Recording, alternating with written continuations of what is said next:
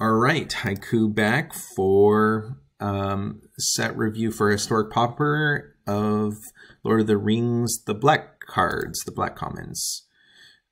So, starting off with Black Breath, again, a Ring Temptation mechanic. I don't think there's many decks that want this.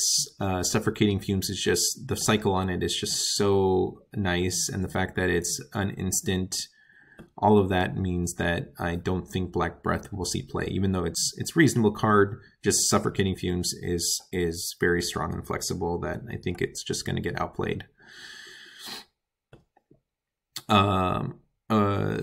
Cirith Ungol Patrol. This is very similar to the Bushmeat Poacher or something like that, where it's only 4 mana, and you gain the life. You draw a card and gain the life of the creature's toughness or power. I forgot which one. Instantly, you don't create the food token. So most of the time, food tokens, you're just going to sack it for the life anyways. There's not a lot of ways to utilize it, the food tokens. So I would say, given this card costs 1 additional, and that other card barely saw any play anyways, it's just so hard for a tap ability to be relevant on a creature. They're just going to end up dying. Like the fact that you have to wait till turn 5 to play this, and then you have to wait another turn to use it, and the ability's not like broken or anything that's going to win you the game if you get through all of that. So not playable. Claim the Precious is playable. So it's basically a murder that you sacrifice the instant speed for the ability to ring Tempting You. Again, this may be a playable card in like some sort of aggro decks that really want creatures with special abilities when they attack. I don't think this like ninjas can play this because it costs too much. Ninjas really needs to be much more cheaper to be efficient, because a lot of times ninjas, you're trying to stop an opponent's creature from blocking, plus use your ninja or hold up a counterspell for their turn, or do other things. So the fact that this doesn't let you do that, or because it's 3 mana, means that this is probably not playable. Yeah. So maybe I shouldn't say it's not playable. It's a perfectly fine card, but I think most decks want to be using a slightly cheaper card for their removal, even though this one gives you a little bit of value. Dunlane Carbine. We have a lot of these similar things. We already have a 2/2 that makes a 1/1 amass creature, so I don't think it's that different, and that one sees only a little bit of play. One big difference is that that 2/2 synergized because it made zombies, where bird horrors and orcs and armies don't have a lot of synergy in Historic Pauper. So I think this one would be like strictly worse, but it is in black. So that other one is in blue, so that might be the turning point for making this card slightly playable. This one, at least Easterling Vanguard, I don't think is playable. It's a reasonable little value card for sacrifice decks and stuff like that, but I don't think it's good enough. We have a ton of cards that, they're 2/1s for 2 that give you a 1/1 when they die. So I don't think that one is going to see play. It might because of the creature types, but I don't think so.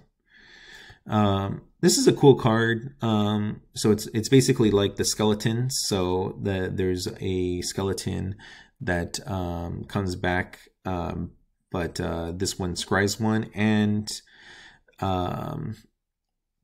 this one needs the legendary, so you need to be playing with the Ring Temptation archetype. So one of the issues with the Ring Temptation is you need a critical mass of Ring Temptations to really rely on that if you like this card. So I don't think this card is playable because there's not enough playable Ring Temptation cards that you would have legendary creatures very consistently in play. And so yeah, I don't think you you can play this card with the amount of Ring Temptation that we have at the current power level that of the cards that are there. Lash of Balrog, we have much better cards that you can sack creature or artifacts. So anyway, so this card is just outclassed by other cards in Historic Pauper. This one, Mirkwood Bats, is a little bit interesting. So it's create or sacrifice a token. There are like Jund Gardens or Golgari Gardens decks in a Historic Pauper. They're a lot less. They're not as good as the Paper Pauper variants of those kind of decks, but we have some of the cards that can kind of make them good. The thing that holds this would be really good if it had a lower stat line and it kept this ability and it was slightly cheaper. 4 mana and Jund Gardens is a little bit difficult because at that point you start wanting to start sacking and using all your stuff, and to have to play a 4 mana creature is a tough ask in that deck. Mortar Muster, I think this is probably one of the better black cards. Basically, it gives you a 1/1 that draws a card and you lose 1 life.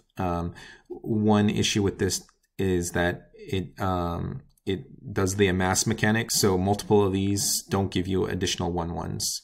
So instead of Dust Legion Zealot, this is the equivalent to that. Dust Legion Zealot is a little bit worse, and sometimes. So it's a little bit better sometimes if you're recurring the Dust Legion Zealot with, the black recurring spells. But this one is a little better for the snake decks that care about instants or sorceries in the yard. But the issue is those decks don't really want to waste the random 1/1.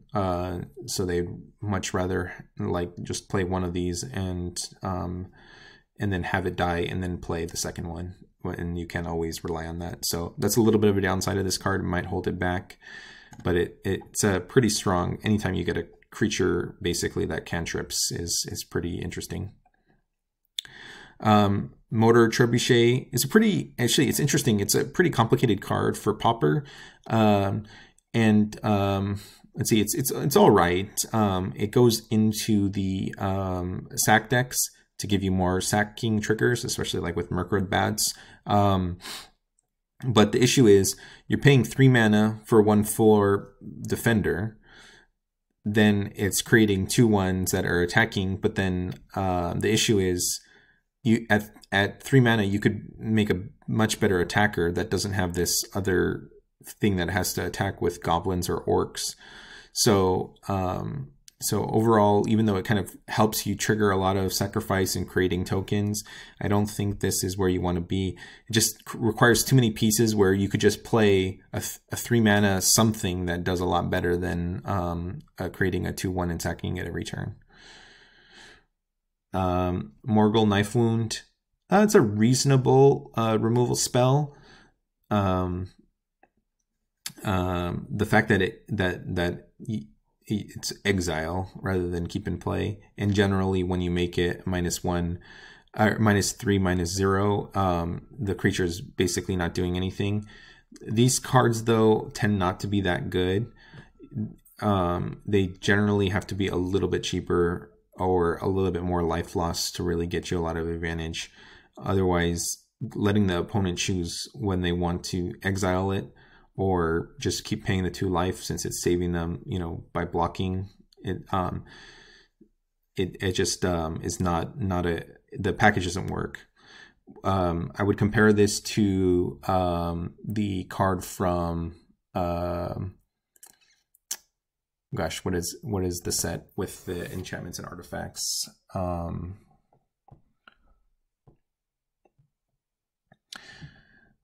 Anyway, it's a one that I've been playing in fairies now. It's a 1 mana. The creature gets -1/-1, and it can't block, and it gets -1 life every turn, and doesn't allow the opponent to choose to exile the creature. It just stays in play, and the creature can't block, so they can't block your attack and get rid of this. So overall, this card is not playable. I wish I had the other card on the tip of my tongue to tell you that why this card is not playable and which card you should be playing instead of this card. Nasty End. I don't think, again, it's with the ring mechanic. I don't think you're going to have a legendary creature enough that the bonus of potentially drawing one extra card is better than the gosh, what is it called? The Deadly Dispute, giving you the treasure.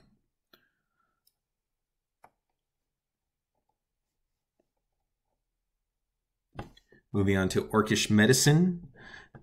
This is a solid card, mostly because of it being an instant. So giving lifelink or indestructible is a very flexible two options. Basically saving a creature or getting some critical life. And the fact that you get a 1/1 kind of ties this package together. So the instant speed with the 1/1 makes edicts. It makes playing around edicts very, very good. It can help save your creature from an edict that you care about. The one issue with this card is it's 2 mana, and for this effect, I think it could have been 1 mana would have been probably playable. At 2 mana, I think it's probably going to cost a little too much. To kind of basically at 2 mana, it's tough to use the indestructible part of this spell, and then mostly it's then going to get used as a lifelink spell. So overall, this is a flexible card. It may see it play as a 1 or 2 of in some decks, but overall, I am hesitant to call this like a really standout playable. But when we're comparing the set's power level is not that strong, so I think this is one of the top black cards. What's the card that brings things back from the graveyard? I guess a Gravedigger effect, but with the Ring Temptation mechanic. Don't think these cards are playable. I'd probably play the one that you venture into the dungeon before you play this card. But it depends if you're playing the Ring Temptation mechanic, but I don't think these cards are good. Death Touch and a food token. Not really where you want to be. Snarling Warg, again, a 4/4 for 4 is not playable. A targeted discard spell, Torment of Golem, is a targeted discard spell that gives you a 2/2. Again, not really playable. Costs a little bit too much. A 6/5, even though it has that very cheap swamp cycling, it's just costs too much, and it's not a very good reanimation target. The fact that it's tough to block is kind of okay, but a 6/5 doesn't present like enough of a clock for you to be worth it to reanimate that. Urkai, a 3/2 that the bonus is the ring tempting you. I think there's enough other 3 mana cards in black that do something better than the ring temptation that you probably want to play those rather than this when at ETBs. Again, I don't have high hopes for the Ring Temptation mechanic. That I don't think this card is very good. All right, and the last 2 are not commons. So going through the black spells, we had Orcish Medicine as a pretty good card, and Mortar Muster, and then potentially the Mirkwood Bats. I think that's it. Claim the Precious. Yeah, so I would put it at Mortar Muster over Orcish Medicine, and then the third one down is like Mirkwood Bats, and then these two are fine, Claim the Precious and Black Breath, but I don't think either of them are quite mana efficient enough to be worth it to play in your deck. So that's my set review for black.